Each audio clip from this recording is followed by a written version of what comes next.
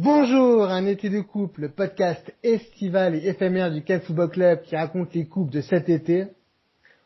Aujourd'hui, la Coupe du Monde et j'ai invité Jessica Silva qui est une habituée pour notre plus grand plaisir. Donc tu as coaché différentes équipes au Canada, dont les jeunes filles de la Team Canada et actuellement tu es en charge des moins de 19 ans nationaux filles dans le club de l'US Orléans en France. Et tu es aussi l'adjointe de l'équipe 1 qui évolue en D2. Comment vas-tu, Jess? Ça va très bien, merci. Tu as bien commencé ta Coupe du Monde? Oui, on regarde beaucoup de foot à la télé, fait que C'est c'est super génial. sympa. C'est très sympa. Donc, je voudrais d'abord commencer par te demander ce que toi tu as pensé de l'ambiance en France et au Canada, puisque toi tu as fait les quelques jours avant la Coupe du Monde en France et puis maintenant tu es au Canada. Alors, comment est-ce que tu peux comparer les deux ambiances? Ben, écoute, ayant même vécu la Coupe du Monde de 2015 au Canada, C'est vrai? j'étais quand même heureuse de vivre les journées juste avant de partir au Canada en France et voir le stade d'Orléans d'ailleurs qui était rempli pour encourager la France qui a joué contre Thaïlande. Et je crois qu'il y avait une bonne ambiance, que le pays se préparait pour une Coupe du Monde avec fierté. Je pense que les garçons ont bien lancé la machine l'année passée et que là, c'est au tour des filles de vraiment continuer la progression. Après, au Canada, honnêtement, je suis un peu étonnée parce que je rentre dans des cafés et il y a des gens qui parlent du Coupe du Monde féminine. Tous les matchs sont télévisés sur une des chaînes anglophones. Donc, le Coupe du Monde, il est représenté, il est présent, c'est sûr que c'est pas un Coupe du Monde masculin, mais je crois qu'on est en train d'attirer de l'attention et c'est que des choses positives pour le foot féminin. Super, ouais, c'est des bonnes nouvelles. Bien que ça continue. On peut espérer que le Canada ira loin pour que l'effervescence elle augmente encore. En parlant de l'équipe du Canada, qu'est-ce que tu as pensé toi des deux premiers matchs? Écoute, le Canada est sous un nouveau entraîneur-chef, Kenneth. Alors, j'ai bien aimé que l'équipe est un petit peu plus patient avec le ballon. Je pense que l'équipe va aller de mieux en mieux avec le temps. Défensivement, comme on s'y attendait, le Canada va toujours être une équipe qui est très organisée. Tactiquement, on est capable de trouver des solutions et varier dans le jeu. Les joueuses, ils sont très intelligentes, donc il y a beaucoup d'animations différentes. Donc, on les a vus changer leur disposition pour trouver des solutions dans le jeu. Après, je pense que ce qui m'inquiète, c'est le dernier tiers, le tiers offensif, où est-ce que c'est le plus important. Il faut mettre des buts pour gagner des matchs de foot. J'ai dit ça en sachant que pas nécessairement, mais la réalité, c'est que on n'arrive pas à nécessairement marquer des buts fréquemment et proprement par notre manque de technique. D'accord. Comment est-ce que tu peux nous expliquer l'idée de jeu, la tactique en général qui est mise en place? Généralement, l'équipe du Canada a plusieurs dispositions possibles et selon l'adversaire, selon le match et comment on croit être en mesure de gagner, on va planifier un match en essayant de déranger ou trouver des espaces pour aller marquer des buts.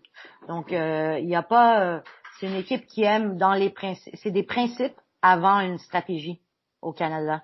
Donc, on a des principes de jeu qui sont communs au travers de toutes nos équipes, ainsi que notre équipe première. Et par la suite, la stratégie est selon l'adversaire, selon la journée, selon les joueuses à notre disposition. D'accord. Donc c'est vrai que moi j'ai aussi trouvé il y a quand même une idée directrice comme tu dis et une grande variété. C'est aussi ça moi qui m'a plu, c'est que finalement on se rend compte que il n'y a pas un seul schéma, il n'y a pas une seule idée et qu'elles sont capables de poser des problèmes à leurs adversaires parce que elles peuvent faire des attaques placées, elles peuvent jouer en contre, elles peuvent essayer de passer par les côtés, faire des centres, elles peuvent au contraire essayer de trouver Sinclair ou une autre en pivot. Et c'est vrai qu'il y a cette capacité à avoir plusieurs cordes à son arc. Et c'est une vraie force. Oui, je pense que même dans la disposition des joueuses, on voit que Kenneth utilise différentes joueuses pour selon qu'est-ce qu'il recherche. Donc on voit que certaines joueuses sont plus dans la verticalité, on voit que d'autres joueuses sont un petit peu plus mobiles à l'intérieur. Donc selon que les joueuses qu'il va mettre en place, il va définir son projet de jeu sur qu'est-ce qu'il y a et sur qu'est-ce qui va faire ressortir mieux nos joueuses. Après, ce qui a été très intéressant, c'est la rentrée de Jade Rivera, qui a uniquement 18 ans et elle a joué en défenseur latéral droit.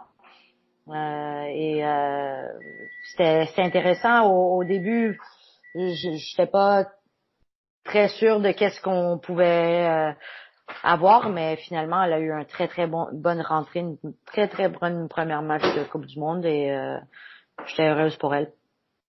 Moi aussi, ça fait partie des deux principales découvertes que j'ai faites. C'est Prince et Rivière, et c'est vrai que ces deux joueuses que j'ai beaucoup aimées, que j'ai trouvées. Bon, d'abord, c'est des vraies joueuses de foot, quoi. Elles ont un bagage technique qui est important. Elles ont une capacité physique. Vraiment, c'est des vraies joueuses de foot qui ont beaucoup de qualité. Pour y revenir, et voilà, c'est les deux que j'ai découvertes que j'ai vraiment beaucoup aimées. Toi, est-ce qu'il y a peut-être une autre joueuse qui t'a plu ou quelque chose d'autre dans l'équipe qui t'a plu, qui t'a surpris ou qui te rassure? Honnêtement, pour moi, la joueuse qui ressort le plus dans le groupe est Janine Becky. Pour moi, c'est une de nos meilleures joueuses. Elle est dynamique, elle est mobile. Après, elle joue sur le côté gauche, elle coupe vers l'intérieur. Elle n'a pas réussi à être assez propre pour frapper. Mais pour moi, c'est notre joueuse qui est le plus mobile, qui pourrait nous apporter le plus autre que Sinclair. Que Sinclair utilise son intelligence de placement ou de positionnement pour déplacer les adversaires. Mais Janine Becky, pour moi, c'est la joueuse la plus complète. Après, Khadijah Buchanan, je la trouve beaucoup plus mature dans le jeu. Je la trouve quand même intéressante dans ses changements de point de l'attaque. Je sais qu'elle jouait pas beaucoup dernièrement à Lyon et j'avais mes inquiétudes vis-à-vis sa Coupe du Monde, mais franchement, elle est beaucoup plus mature et on voit que elle a vraiment développé Ses qualités. Oui, ses qualités. Ouais, moi, je suis d'accord avec toi. Moi aussi, elle m'a beaucoup impressionné. Je pense que même si tu joues pas beaucoup à Lyon, ne serait-ce que s'entraîner entouré de toutes ces championnes, c'est déjà, ça t'apprend déjà énormément. Et moi aussi, elle m'a bien plu. Et j'aime aussi ton analyse sur Sinclair. C'est vrai que finalement, on a un peu tendance à attendre qu'elle marque des buts, à espérer ses buts et à ne voir son match que par ses buts. Mais elle a une activité incessante. Bon, pour l'instant, elle touche aussi beaucoup les poteaux et ça permet de marquer aussi. Elle a une activité incessante et puis c'est vrai que c'est une joueuse intelligente qui fait des fausses pistes, qui est au bon endroit, qui est une menace permanente et qui permet aux jeunes filles qui sont autour, finalement d'avoir des opportunités parce qu'elle va emmener la défense d'un côté, parce qu'elle va monopoliser deux joueuses. Oui, on a vu lors du dernier match qu'elle était complètement entourée par des défenseurs. Et souvent, ça laissait des espaces pour d'autres joueuses. Après, Sinclair, c'est pas une joueuse qui est individualiste dans le jeu. C'est quelqu'un qui fait jouer les autres et que tu voyais ses célébrations après les buts. Elle était autant heureuse ou non, sinon plus heureuse pour les autres. Alors franchement, en autant que l'équipe gagne, je pense pas que c'est quelqu'un qui va évaluer sa Coupe du Monde sur les buts qu'elle a marqués. Exactement, je suis tout à fait d'accord avec toi. Et moi, j'avais aussi une petite crainte que finalement, autour d'elle, on joue beaucoup pour elle, pour qu'elle batte ce record et qu'on n'en parle plus. Et en fait, non, les filles, elles jouent pour gagner. Et si c'est Sinclair qui est le mieux placé, eh bien évidemment, ils vont lui passer la balle parce qu'elles savent qu'elle est capable de faire la différence. Mais bon, c'est une joueuse parmi les autres et une option parmi les autres. Ils cherchent pas vraiment à lui faire battre ce fameux record. Ça aussi, assez rassurant. On peut peut-être passer à la France.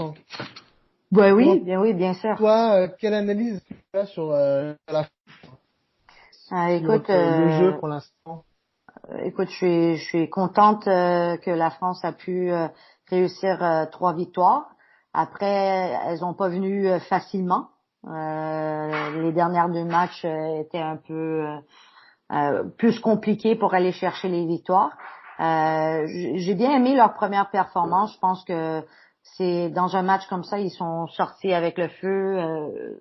C'est souvent un match qui est difficile à jouer parce que c'est la première à la maison, le stade il est rempli, toutes les émotions ils sont présents sur le terrain.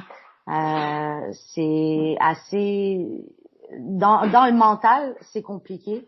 J'ai écouté l'entrevue après le match et les filles se sont dit de jouer à fond et de vraiment vivre les émotions du Coupe du Monde à fond. Après, mentalement, souvent on reproche la France pour leur aspect mental et on les a vus quand même dans des situations complexes. Wendy Renard qui marque dans son but, elle manque le penalty lors du dernier match, elle le reprend, elle le met.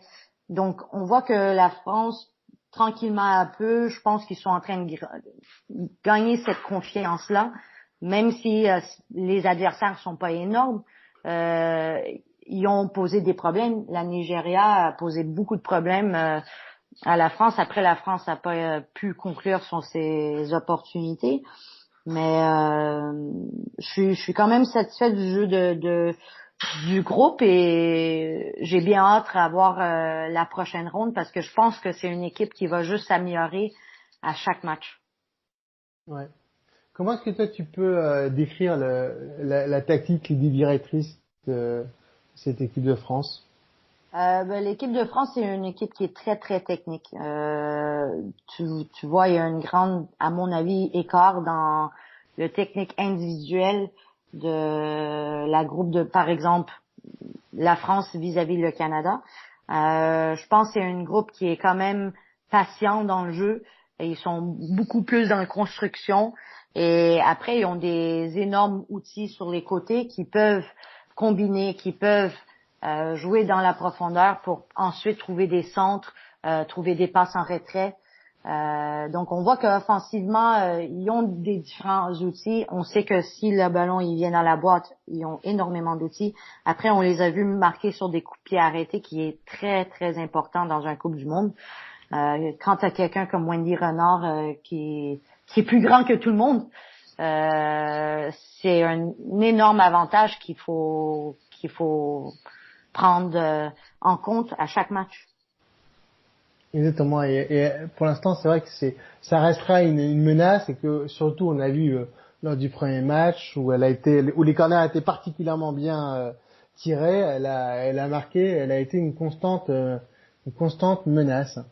Est-ce qu'il y a peut-être quelque chose qui t'a un peu déçu dans le jeu de la France ou Je quelque voudrais chose pas qu'il va falloir? je voudrais Dis-moi. pas utiliser dire déçu. Je pense pas qu'il faut dire déçu. Je pense que si je suis à la place de Corinne Diacre après le deuxième match, j'aurais des petites inquiétudes vis-à-vis de la manière dont on défendait lors de ce match-là. Après, les filles se sont repris en main et contre la Nigeria a pas eu énormément d'opportunités non plus.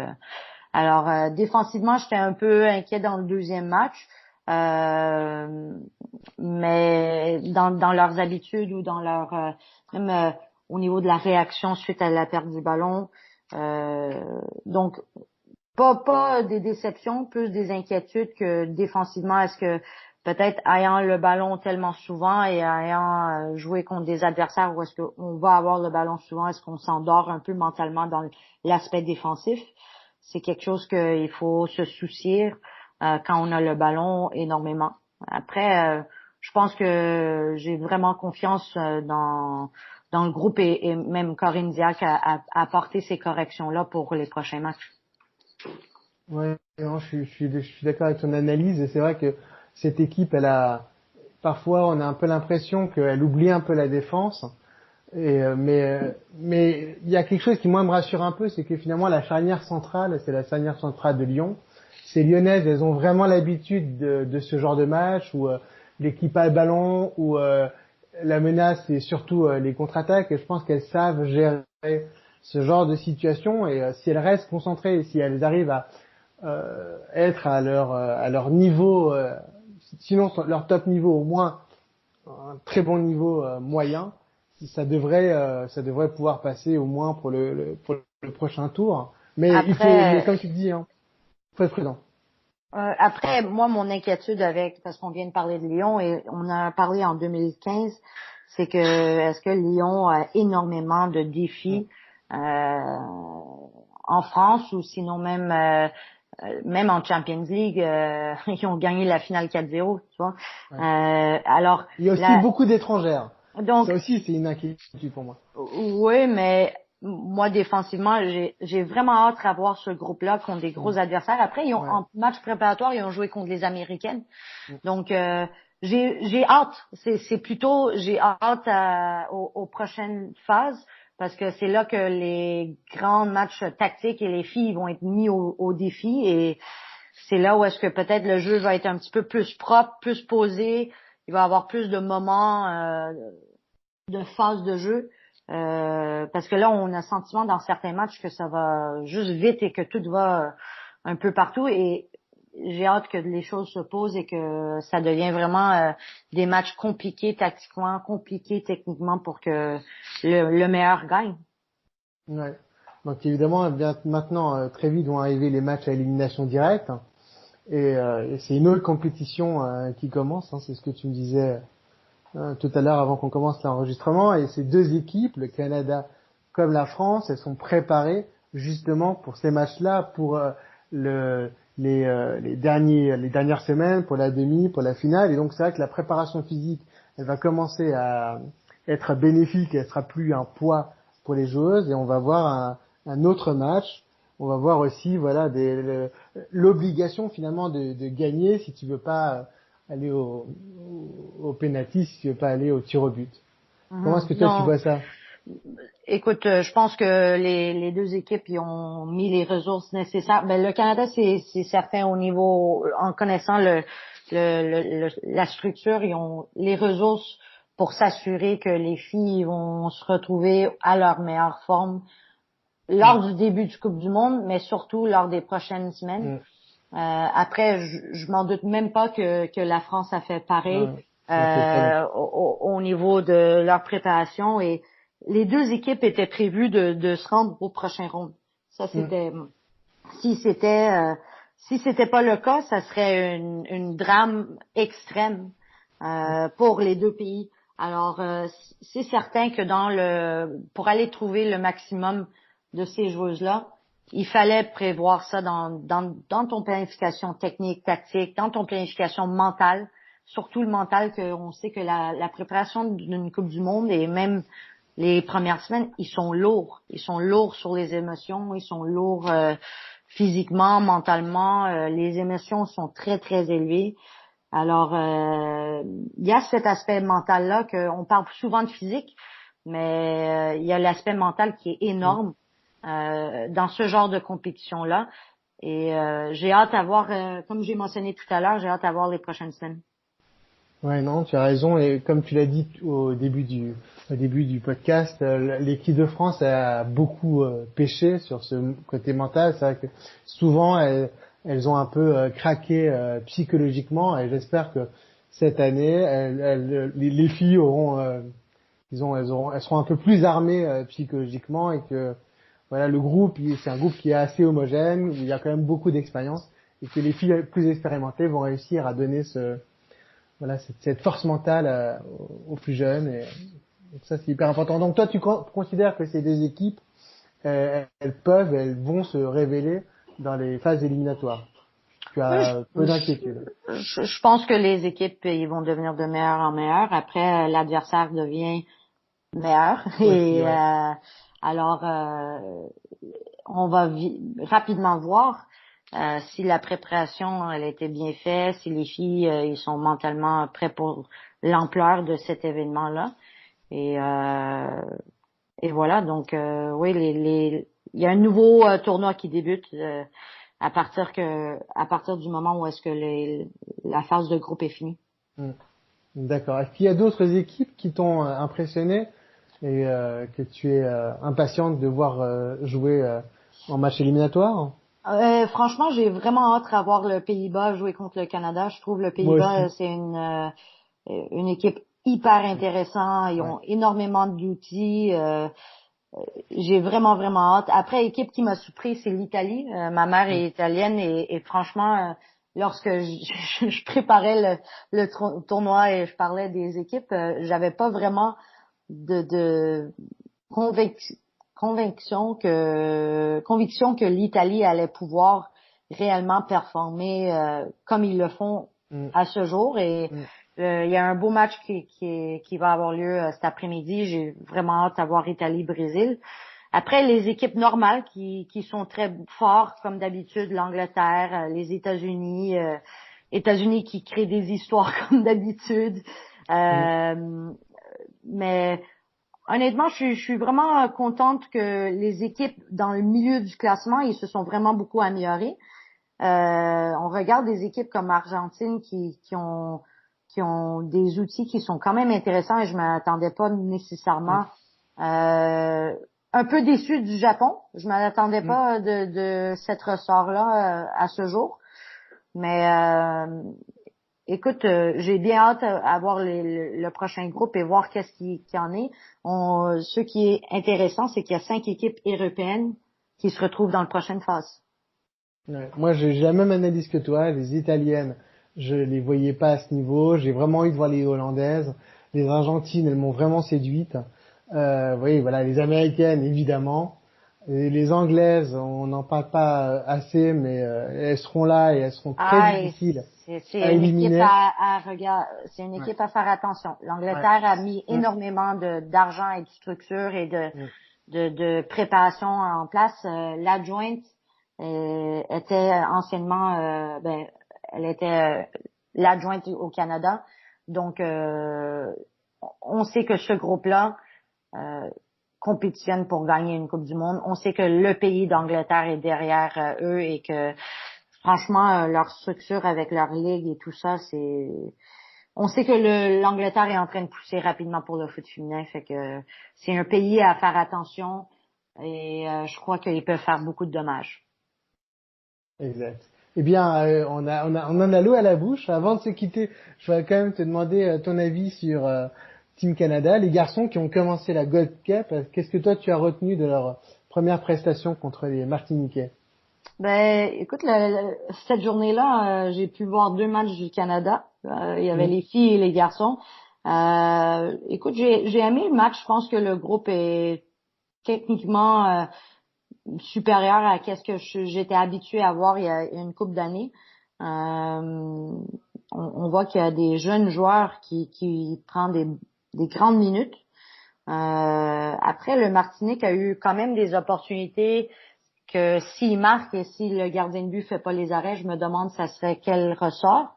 Mais en deuxième mi-temps, le groupe il s'est organisé. Je suis pas mal sûre que John a repris le main sur le groupe et que par la suite ils ont fini les opportunités qu'il y avait. Et je suis contente qu'on commence à avoir du succès chez les garçons. Je pense qu'un pays comme le Canada a besoin de ça. Et j'ai hâte à voir contre des adversaires qui sont un petit peu supérieurs à la Martinique de qu'est-ce que ça va donner. Mais très heureuse de voir des jeunes joueurs qui sont en train d'avoir des minutes importantes et que nous, on est en train de développer pour le futur en sachant qu'il y a un Coupe du Monde qui vient au Canada en 2026. Et c'est ça l'objectif. exact. Eh bien voilà, on va rester sur toute cette impatience, toute cette joie et c'est magnifique. Je te remercie vraiment d'avoir accepté de nous parler de football et de nous livrer ton expertise.